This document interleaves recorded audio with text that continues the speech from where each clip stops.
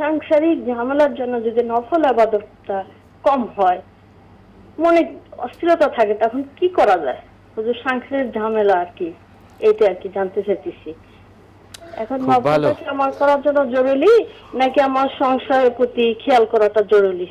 সাংসারিক ঝামেলা না থাকলে বা সাংসারিক ঝামেলার কারণে অনেক নফল ইবাদত করা যায় না। জানা উচিত সংসারের কাজটা নফল ইবাদতের চেয়েও বেশি মর্যাদাময়। তাই সংসারের কাজ নারী পুরুষ আন্তরিকতার সাথে করবে।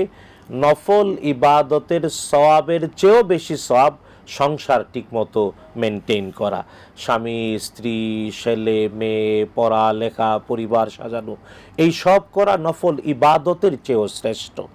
তাই সংসার ঠিক রেখে নফল ইবাদত করতে পারা ভালো, কিন্তু সংসার ঠিক রাখার জন্য নফল ইবাদত করতে পারছি না জন্য মন খারাপ করা যাবে না, বরং এটাই বিশ্বাস করতে হবে যে নিজের সংসারে যথার্থভাবে মেনটেন করা এটা বরং সাদাকা। রাসূলুল্লাহ সাল্লাল্লাহু আলাইহি ওয়াসাল্লাম স্পষ্ট করে বলেছেন। তার মানে একজন উপার্জনকারী স্বামী কষ্ট করে উপার্জন করে ছেলে মেয়ে স্ত্রী সন্তান মা বাবার জন্য খরচ করে, এটা নিজের পরিবারের জন্য হলো সাদাকার চেয়ে বেশি সওয়াব। ঠিক এমনি একজন নারী তার সংসারের সকল আয়োজন ব্যবস্থাপনা করে, এটা আল্লাহ সুবহানাহু ওয়া তাআলা হাবিবের ভাষায় এটা সাধারণ সাদাকার চেয়েও বেশি সওয়াবের। তাই নফল ইবাদত না করতে পারার জন্য আক্ষেপ নয়, গুরুত্ব দেব সংসার ঠিকমতো মেনটেন করা। আল্লাহ বুঝার তৌফিক দিন, আমিন।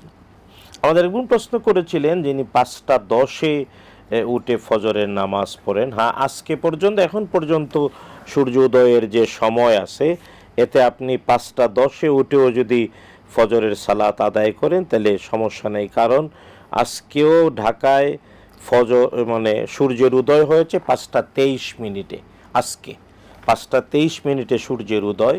তাই আপনি যদি 10-এ সালাত শুরু করেন তাহলে আপনি যদি 20-এর মধ্যে শেষ করেন আলহামদুলিল্লাহ।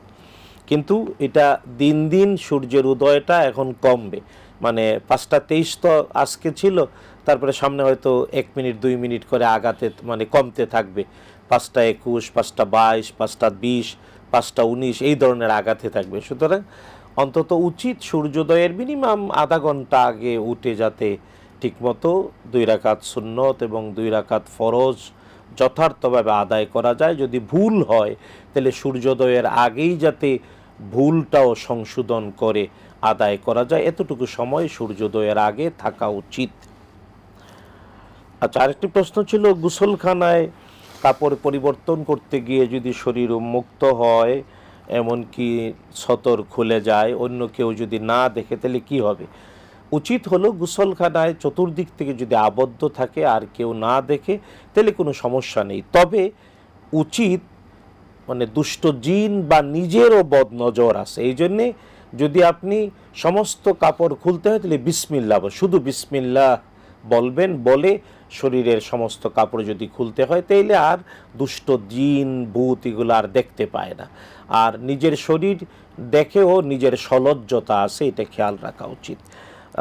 আর আপনি যেভাবে বললেন যে অজু করতে প্রথমে অজু করেছেন গোসলের আগে এবং সর্বশেষে 2 পা ধুয়েছেন, যদি এর মধ্যে অজুভঙ্গের কোনো কারণ সংঘটিত না হয় তাহলে অবশ্যই আপনার অজু ঠিক আছে, কোনো সমস্যা নেই।